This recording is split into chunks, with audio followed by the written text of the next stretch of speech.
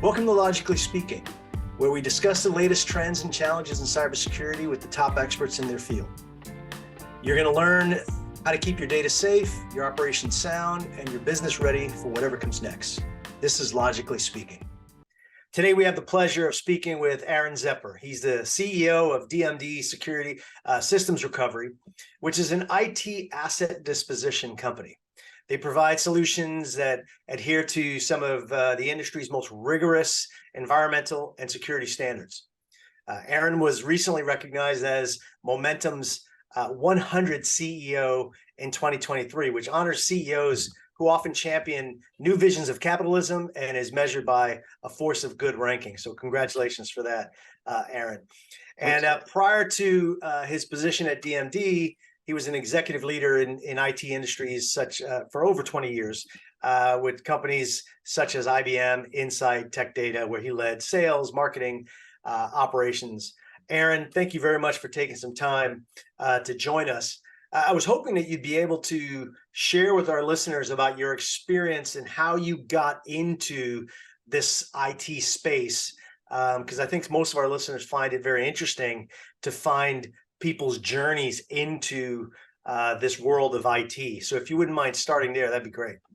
No, absolutely. So it started over 20 years ago, which seems like a hard thing to say sometimes. But before that, I was waiting tables, bartending, and I actually took an inside sales job at a large bar, basically, and found that I liked sales, found that it was interesting. I was learning something new around IT sales, technology, learning about PCs, servers, laptops. And that just spawned, a career that led me to I was pretty successful at sales, and then it led to sales management, and it led to leading sales groups. Got into product management, got into operations, and switched out a few times from product into software, then into services, and things that I kind of learned along the way. And then I moved into a SaaS company. But one of the things a lot of my mentors always said was, keep going to where the margin is. And so you look at the margin in product, and it was small. Then it was like, well, so you want to be in software, better margin. So we resold software, and it's like, no, you want to be in services. And then, funny anecdote was, as I was looking to leave and go to a small data center services company, one of my mentors took me aside and he goes, no, what you really want to do is open a bar.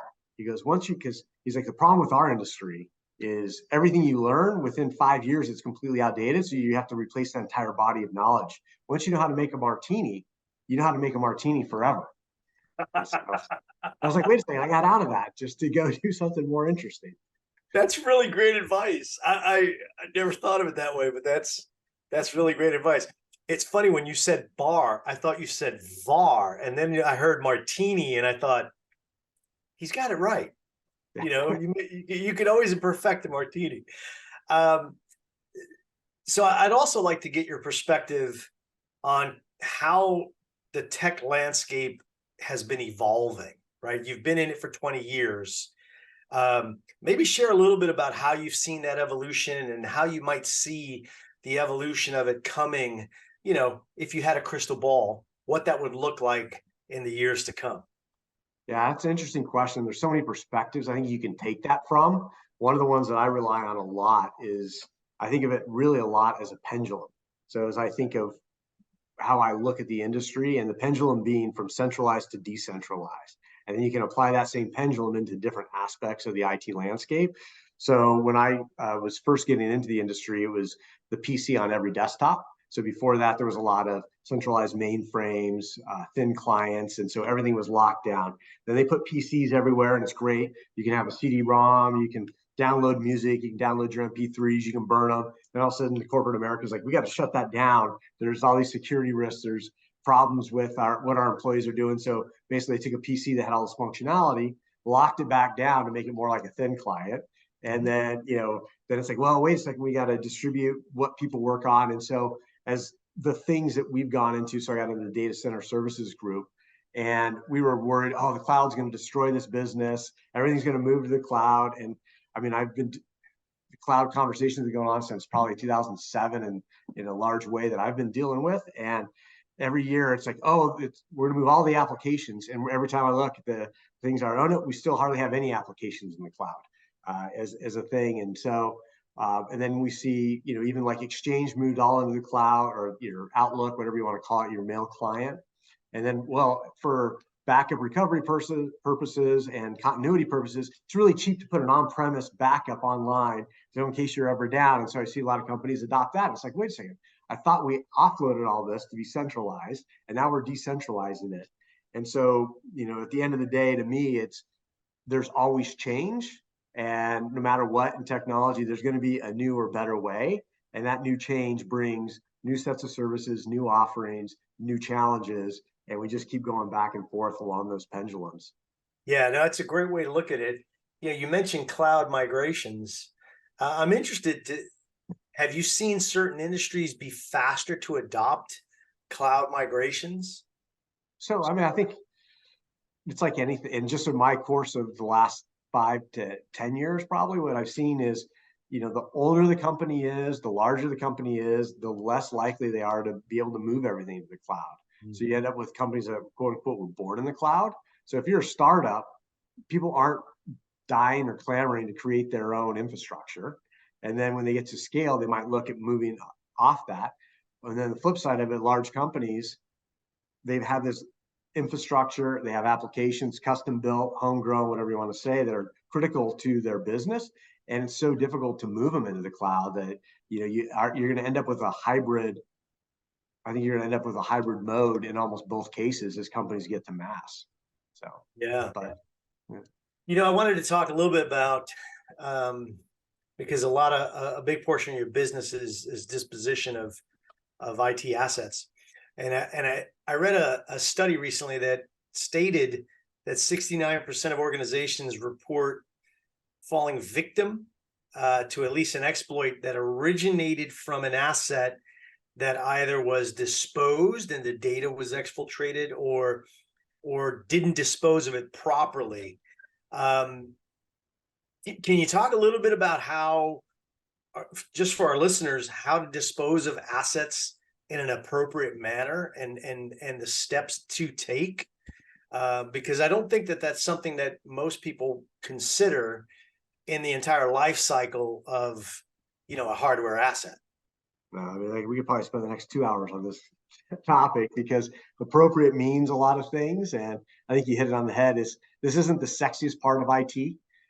As we work with customers, and we work with primarily Fortune 5,000, or we call it Cloud 500 customers, nobody is dying to talk about how to get rid of the assets. And let's spend all of our time on that. It's about, hey, here's what's coming in. Here's the new thing we're going to go work on. And here's how we're transforming or, changing things. And so this is really often less talked about, for sure. And it's not given a lot of thought. When we think about appropriate means a lot of things to a lot of companies. And we can dissect this in the 3 ways we talk about it. So we think about it in 3 sort of areas. One, you have the physical asset. So no matter what, there is a physical asset that needs to be disposition, whether that's a laptop, it's a server, whatever it is, it's physical, it's tangible, it touches. So we can talk about that. And we usually talk about environmental appropriateness on that, because really it's the physical components that make that up. The second aspect would be the data on the asset. And the data on the asset isn't the same as the physical asset. It can be in some cases, but in other cases, you have to think about it because it's abstracted as ones and zeros. It's not the physical, hey, I've disposed of this mobile phone. It's gone. It's not in my environment. Well, your data's still there. And so if you're not segmenting that as a corporate customer, then you're probably making some mistakes in the way you set up your disposition program. And then the third level is what we call the virtual asset, which is the embodiment of that asset, but really as the theory of the asset, which is what corporations typically keep track of. So they have this asset, its number, whether it's a serialized asset tag, whether it's the make model number on it, who it's assigned to, et cetera. It sits in either an ITSM or some similar system. And it's a lot of companies say, well, we've dispositioned it out of there, we're good. And so you've got to think about it at all 3 levels. And then we think about, so again, each of those 3 levels has its own aspect of it. So the virtual asset is really just the accounting of it. And so one, as a corporate entity, you should keep track of where that asset is, where you think it is, the embodiment of it, because that's how you keep track of it. Doesn't mean that it's not sitting in a closet, but it's either in your environment, it's not in your environment. And in reality, you want that virtual asset to match what the physical asset and the data of the asset is. So all three of those should be in congruence. And so to us, that's where you put in the layer of governance. And so, ultimately you have the set of governance that's all three aspects. So when we talk about appropriateness of it, so you must have a process for dispositioning the asset in your own ITSM, the virtual asset. And a lot of times that's accounted for financially. The next piece is the physical asset. Where did it go? Do you know where it is? Do you have a physical record that you can then import back into that virtual asset that demonstrates who's taken it, where it's gone, when it was gone, et cetera? So we think of that a lot as chain of custody. So when somebody is to come pick up that asset, or you are to take it to its next place, how do you have a record of that? Did you match and marry that record back up then to the virtual asset? And in theory, as a company, you're going to want to make sure that what you did with the physical aspect, as we talk about appropriateness, matches whatever environmental compliance you're subject to. So fortunately or unfortunately, like in my view for the world and even for our businesses, there is not a federal law around disposition of electronic assets. So in my home state of Arizona, you want to throw it in the dump, you can throw it in the dump. It's not against the law. Is it the right thing for the environment? Probably not. Is it against the law in California? Absolutely. So there's no federal law. About half the states have laws. So as a company, do you have governance, knowing where that asset was, what state law you're bound to, and then marrying that back up now to your virtual asset for a record of it should anything happen in the future. And then the third part, and the part that we see the most risk and the most issues with, is the data on the asset. Because people think, okay, it's not in my system anymore, or it's not in my building anymore, I'm done with it. Well, you can't see the data, but that data sits on the asset. And just like you should have a record of the physical custody of the asset, you should have a record of the data on the asset.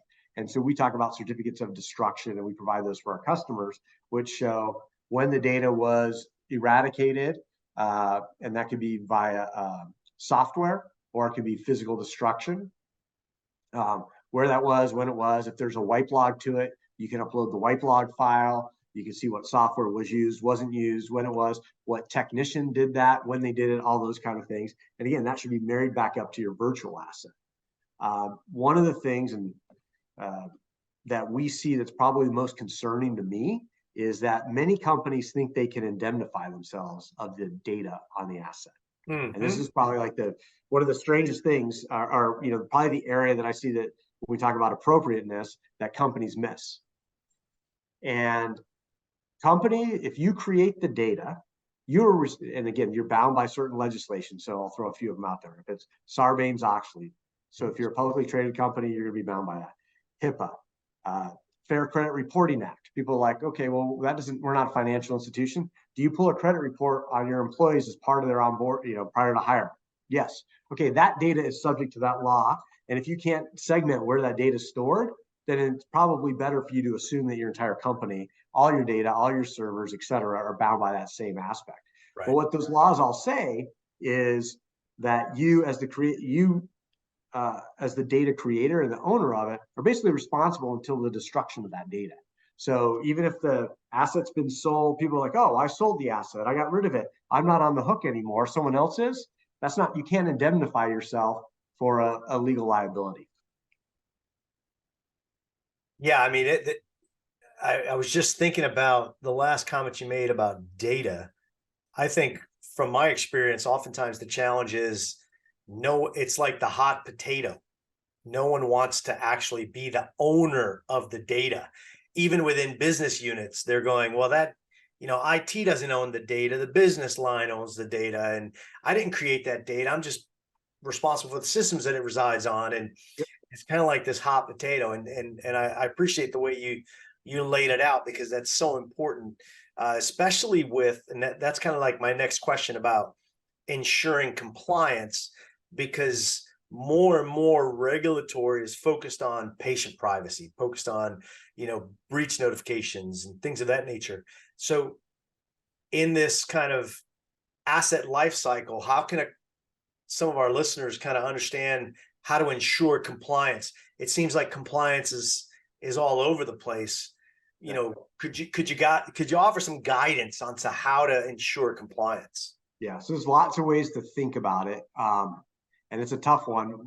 What I would advocate for most companies is if they even remotely think there's some sort of legislation that they need to adhere to for data compliance, my recommendation would be a handful of things. But first off, no matter what, just assume all of your data is bound to that and take steps to be compliant to that across all your data. If you do nothing else, assume that across your whole enterprise, whether that's your mobility, your data center, your end user compute, everything, and have a governed solution of here's how we're going to eliminate our data, and this is our process. So that doesn't matter who's debating whether they own the infrastructure or not, who owns the data, as a oversight, whether it's your CISO, whether it's your infrastructure team, however you have it designed, make that mandatory.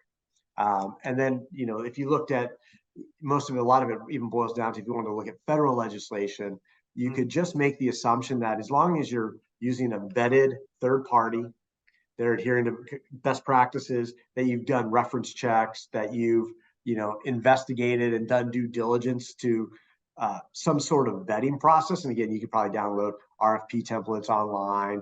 I'm happy to talk to anybody if they wanted to go through some of the ways. And we even have like a one-page worksheet that we take customers through, like, hey, no matter what, like just do these things and you're covered. Like you have at least, if you're not doing this, you shouldn't sleep at night. As long as you're doing this, you can at least fall asleep.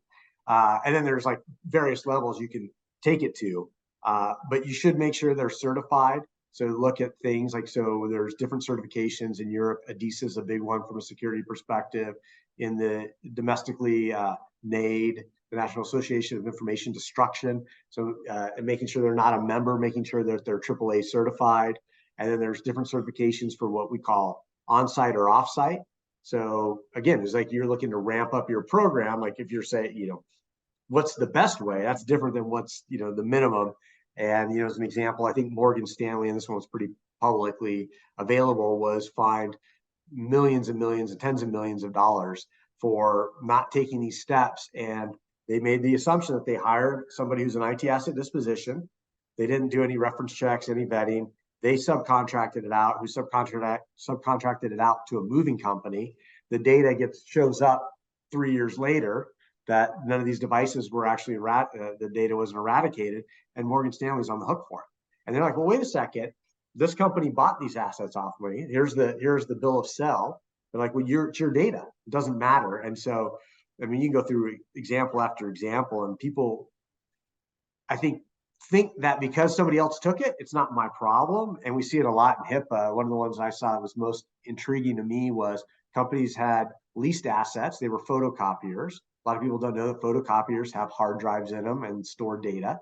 They were scanning patient data in there. The leasing company took them back and they're like, well, we made the assumption that the leasing company takes care of that because we didn't own the asset. We've never owned the asset. The leasing company just gets rid of them however they, hey, we have a mechanism to get rid of these things. That data comes back out and, they went and hit everybody along the chain. So. That's intense. Well, hey, I know that you were recently awarded, Momentum 100 CEO this past year. Part of just being a CEO that is a force of good. So my question revolves around if our listeners are interested in the environmental aspects of disposition, ensuring that they look at the recycling and the reuse of these devices so that they don't have an environmental impact. Can you comment on that? How you handle that and how you look at that? Yeah, no, absolutely. And so again, most of the things we talk about are really on those three levels of, the physical, the virtual, and the data of the asset. So on the physical side, you're going to want to make sure that any company you deal with from an environmental standpoint is certified either R2V3, which is responsible recycling, and it adheres to everything they do. They can't just like kind of pick and choose that, oh, well, this part was certified and this part wasn't. So that's one certification, the other one's e-stewards, and both of them have very well vetted out processes that take everything from the original asset all the way to, and it applies all the way to the components are into their rawest form. So as an example, if you wanted to, you can go back and take any of those certified companies and see where the circuit board ends up and who's smelting the metal out of it. And so it's to ensure that nowhere that there's not these leaks out of the side. Well, I dealt with a certified company, but yet these things ended up in a landfill in Africa. So those would be the starting point. And then the most important thing I think that's different that I would advocate, and a lot of companies don't adhere to this or don't believe in it, but they get really wrapped around this recycle aspect and saying, okay, well, we're going to ensure everything's recycled. And that's great. But what we really want to focus on and what we really need to drive as a country, as individuals, as organizations, and as a world is around reuse. And so what is the next best use of that device? What's its next most useful life cycle, and driving the asset towards that? So what good is it to take and some of the OEMs, this is where I have a lot of angst with them, is, they'll mandate shred. So they'll take out a network device, and if it's not on SmartNet, it's not supported. Then I'm going to go take it, I'm going to force it and put it back in. We're going to lease it to you. We're going to take it and then we're going to shred them all, and we're going to recycle all the metal. But what is the embedded energy cost? Could that thing be better used could it still work for another 3 years? Could it be, and again, it doesn't help with product sales, and I understand that, and it doesn't help with some of the other aspects, but more and more we need to make things available to move into their next most useful life, not lock out the firmware, make things more replaceable. So again, we're really supportive of a lot of the things out there, right to repair, some of the other legislation that makes it easier for IT assets to be reused in another life cycle. Yeah. That's my. No, thank you. That's a great comment. I wanted to shift gears a little bit and talk a little bit about any experiences you might have with medical devices and or kind of the Internet of Things, because the IoT seems to be, something that is beginning to push out large and larger numbers of devices that, in my humble estimation, seem to have shorter life cycles. When it comes to Wi-Fi access points, or when it comes to, these devices that are in these healthcare organizations. So can you talk a little bit about that, whether it's the Internet of Medical Things or IoT specific? Is this something that you're seeing, and any comments that you can make around those? Yeah, so that's a tough one. We are seeing more Internet of Things. We're seeing that proliferation of devices. And, again, the tough part with those is, one is there's not usually it's harder to find a useful life for those afterwards. Two is that they're all have little batteries in them, which make them very difficult to recycle. And so it's like a burgeoning problem that hasn't quite reared its ugly head yet, but that I think is going to be, and we talk about it, and we see some of those devices. It's really hard to decide what to do, how to do, and then really get back to the other question of what data is on those things. So we also see, and I won't use an Internet of Things, but a lot of routers, switches, things that don't have even moving parts really. Their network passwords are loaded in there, and there's levels. There's like 3 different levels of data on a network switch, as an example, and getting rid of all of those is complicated and expensive. And I think that you're going to see more problems with like the Internet of Things because those passwords are embedded on there. It's a very low cost item, and so again, it's out of my wheelhouse a little bit, but the security level of what people are paying attention to and how they're managing those, I think, is much less than what they consider their quote unquote critical infrastructure that has to pass different kind of security protocols in most companies. You mentioned earlier, just as you were talking, I thought about it, asset management. And I think one of your points was know where all of your assets are. Do you come across ever in scenarios where customers struggle with that? And why would that be the case? I mean, you think about it in the sense, I think about it in the sense of my home and protecting my home, and there's certain things in my home that I find to be irreplaceable, right? My critical assets. Um, and most of those are a little intangible, like pictures of lost loved ones and things like that. Organizations themselves have that same kind of criticality of asset. It can be intellectual property. It always is in some form of data. But do you find that from a physical asset, organizations struggle with that? And why would you, if you could share your opinion on why you think folks have that difficulty with asset management? It's almost impossible. Every company has that problem. I mean, it is. I mean, I'll speak for myself. Like, I just, even this is my business, and usually people come and visit me. They usually bring me a couple of hard drives, an old cell phone, an old mobile phone, and they usually drop them off, right? And so I know that, like, I just came across in our own drawer the other day. Like, where did this Nokia phone come from? And I'm sure it has pictures on it of my daughter when she was born, 12 years ago. All right, Like, since you mentioned it, Aaron, I'm going to bring this and this one when I come to visit you. Okay. perfect. But we all have them, right? And like, did you keep track of it? It was, it was probably expensive when you bought it, and Sure. it's probably the hardest thing. I mean, you have employees that bought stuff on a credit card and they put it in the drawer, and then or something wasn't accounted for. I mean, we'd run a box program for a large software development company, and when their employees are terminated or quit, for any work from home employees, we send a box to collect their assets. And they're also supposed to throw in their badge or credit card, a couple other things. I would tell you probably, I don't know, it happens every week, but we get personal assets in there as well. People just throw in other things. They don't even know, like, is this the company's asset or not? I mean, we end up with a laptop, a MacBook, and be like, hey, this one's not on the list. And then the company goes back and forth and we try to figure it out. I mean, it's all those things that people buy, take out, or they don't account for. I mean, it's hard, and we attend the IT asset management ITAM. There's a certification and an association around it, the International Association of IT Asset Management, and we have a number of individuals on our team that are certified in it. We help companies go through that. And like, anytime you think it should be easy or there should be a process, there's always an exception to it. And when you get into companies with 10,000 employees, you start multiplying the exceptions, and it's, they acquire companies. They don't know what we have one company we work with. Every time they acquire a company, we go do a physical asset count on site.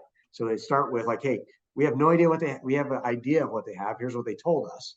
We need somebody to go on site, count them all, and match all the serial numbers. And then you run into things like, if you were to replace the motherboard, it's going to read as a separate serial number. So all of a sudden you've lost this matchup. I mean, we've seen so many things. It'll never be perfect. It'll never be reconciled. I think there is a better chance, as get a little out there, but like the blockchain could probably help. So you have, the processes to register it, and you can keep track of it. And so I've seen some interesting ideas and thoughts around it, but I don't see it going away anytime soon. And all you can do as a company is hope to do your best and create processes and inspection points to ensure that the quality is the highest possible. But it's massively impossible. Yeah.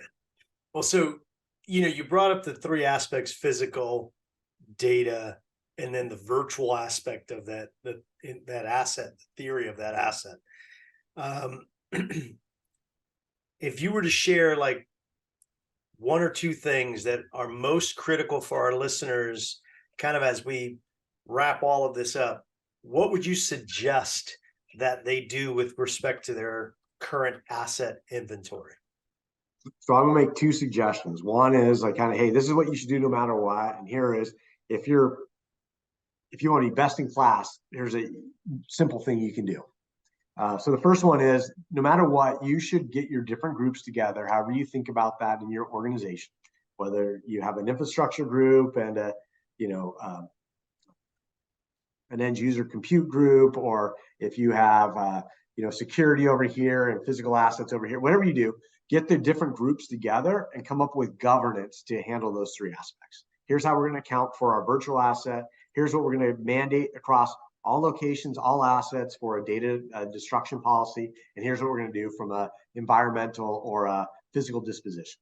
So get those groups together, get them talking, get them conversing, and come up with something that you're going to apply universally across the company. And if there needs to be exceptions, figure that out as it goes. But like a lot of times we see mobility handled by HR, or it's in this onboarding process, and it's just completely outside of IT, because we have corporate liable phones and certain titles get them, and then it's like those are totally on their own. So again, bring all your IT assets, have some sort of governance, and as long as you do that, you're going to be better than 90% of the companies out there. Even Fortune 5,000 companies, I tell you. If your data, and next we'll kind of move to the data side, and you want best in class, the easiest solution is to work with a provider that does, and it's not a huge incremental cost. It does cost more, but erase, destroy all your data on site before it leaves your four walls of your buildings. Like that's probably, like, if you did that, you just dramatically reduce down. Could there be errors? Could things slip out? Maybe, but you've dramatically reduced what your exposure is.